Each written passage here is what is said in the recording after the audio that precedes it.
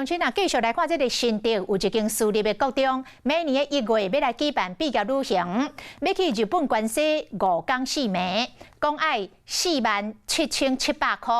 有部分的家长话讲伤贵啊啦，嘛担心会影响到囡仔的价值观。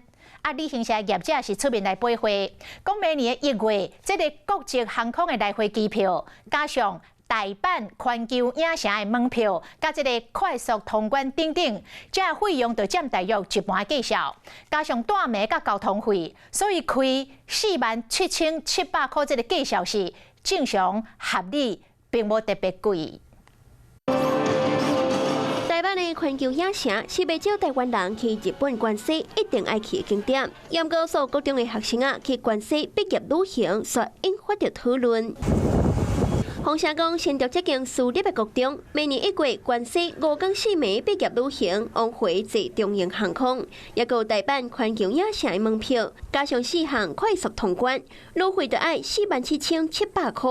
那好袂少的家长咧花贵，嘛有家长烦恼讲会去影响到囡仔对金钱的观念。民众听到金额，嘛感觉惊到人。你旅行的话，在台湾就可以了，因为国中而已，不是。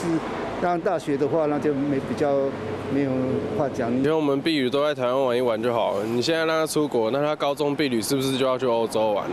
没有在国外玩，他就觉得不开心。来看国内的旅行社推出关西5天4夜行程，举办新内容4道旅游，包括超人气的电梯、空中缆车，也有浸温泉、食金马，价数大概48000。如果若是举办内3道旅游，行景点的路线，门票的费用较少，所以价数就较俗，大概3万左右。如果若是国内的毕业旅行，就更较俗。参像台中新竹苗栗3天2夜毕业旅行，这名游乐园加上是当地上款夜市啊，价数不到5000，是旅费就差几6倍。然后目前在1月中旬的话，最便宜的机票要将近16000块钱，环球影城门票加上4项券的门票。